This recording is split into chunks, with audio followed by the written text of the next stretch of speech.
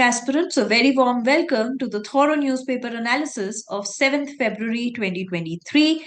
We have two editorials to discuss today, followed by news updates and legal news. The first editorial is regarding child marriages in the state of Assam. The question is about stopping the arrests. The Assam government has started cracking down on men as a part of the state's drive to stop child marriage. This comes after Assam CM accepted that child and maternal health plagued the state. According to NFHS 5 data, around 32 out of every 1,000 girls marry before they have attained the legal age for marriage. More than 4,000 FIRs have been filed and over 2,000 people have been arrested. The crackdown is supposed to continue till 2026 until the elections. The situation in Assam needs immediate judicial intervention for the following reasons. First, Hindu and Muslim personal laws do not explicitly prohibit child marriages. The Manusmriti states that a girl can choose her own spouse if her father fails to find a husband within 3 years of her attaining puberty. According to Medatithi, one of the scholars of Manusmriti, the right age to marry of a girl was 8 years old. The Muslim personal laws too do not prohibit child marriage per se, as have been recently upheld by certain high courts, including the Delhi High Court. The 205th Law Report has rightly stated that the evil of child marriage is aggravated by poverty, illiteracy, and dowry practices. The Assam government should use mass campaigns and education to combat such practices instead of using coercive measures. Between 2000 and 2010, the growth in education and government investment in adolescent girls had improved the reduction in child marriages appreciably. Since the child marriage problem in Assam are more common within the Muslim community, the education of Muslim girls should have the maximum focus from the Assam government. Programs like Beti Bachao, Beti Padhao could be of significant help in such situations. The next editorial talks about the freedom of speech and an adolescent India. In the context of a nation, Tocqueville defines the maturity of a nation as the capacity of the people of that nation to act responsibly in the face of social flux. The rapid growth in national power, along with the unbridled freedom of economic power, has given Indians something that our predecessors never had. Simultaneously, the tide of events that has rocked the world has not passed by India. The freedom of speech is a right that is guaranteed by the Indian Constitution. However, the same is subject to public order, sovereignty, and integrity of India. The framers of the Constitution accepted this watering down of this fundamental freedom simply because the notion of unfettered freedom of speech was foreign to us. The concept of freedom of speech is a Western notion. While some form of freedom may have existed in ancient Greece, the real freedom of speech, as we understand it today, was propounded by Voltaire and Rousseau. The trend of shutting down opinions and expressions of others is a dangerous trend which could lead the Indians surrendering their independence to a domineering public opinion. Supreme Court of India, in its judgment in Kaushal Kishore's case, rendered on 3rd January 2023, declared that the fundamental rights of Indians are exercisable not only vertically but also horizontally. The question before the court in this case was whether the fundamental rights, including freedom of speech, can be claimed by other than against the state or its instrumentalities. The court concluded that such fundamental rights can be enforced even against persons other than the state and its instrumentalities. Coming on to the news updates. The first news update is about Hillary announces Global Climate Resilience Fund.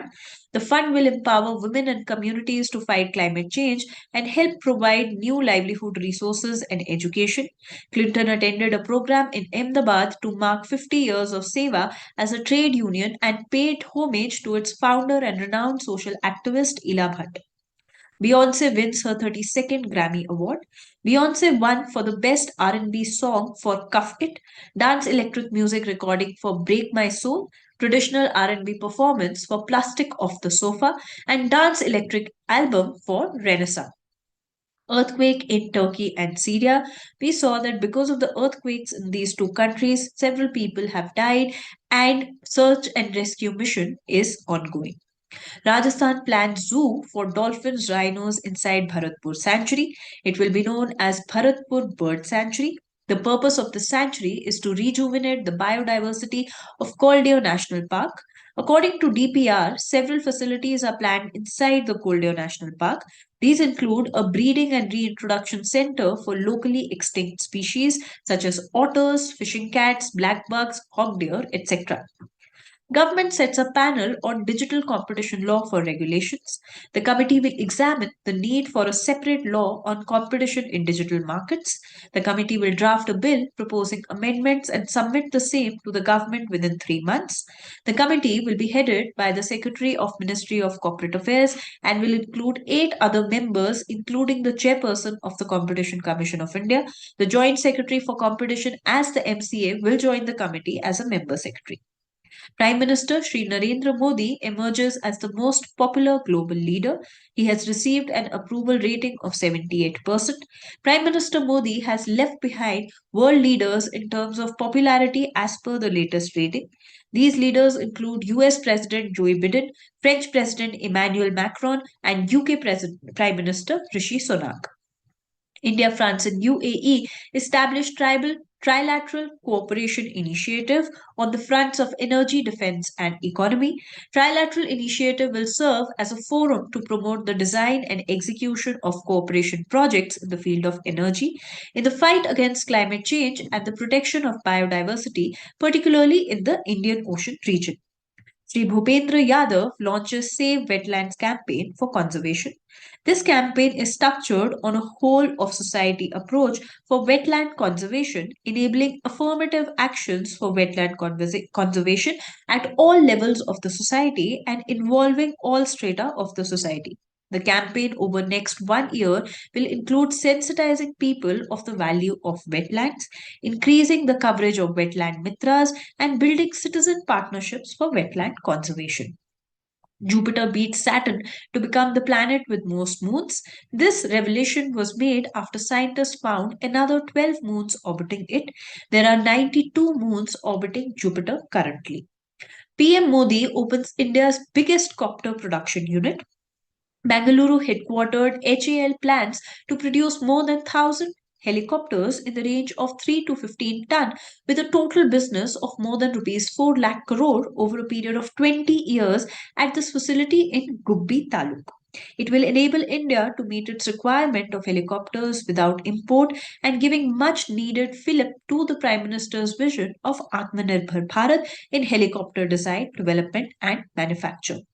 Coming on to the legal updates, 5 new Supreme Court judges take oath, and there are still 2 vacancies. 5 newly appointed judges of the Supreme Court were administered oath of office on Monday, taking the strength of the court to 32 against a sanctioned strength of 34. Appointment of 13 judges in Allahabad, Madras, and Karnataka High Court has also been notified.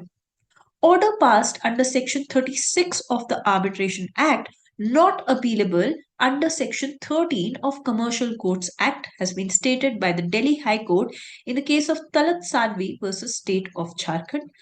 Order of the High Court passed under Section 36 of the Arbitration Act 1996 is not maintainable under Section 13(1)(a) of the Commercial Courts Act. This is because it is not one of the orders enumerated under Order 43 of the CPC from which an appeal would lie. Section 256 CRPC advocates mistake should not prejudice parties' rights has been held by Calcutta High Court in the case of Prasanta Bhatta versus Abdul SK. The rights of a party should not be prejudiced due to an inadvertent mistake made by an advocate representing the party.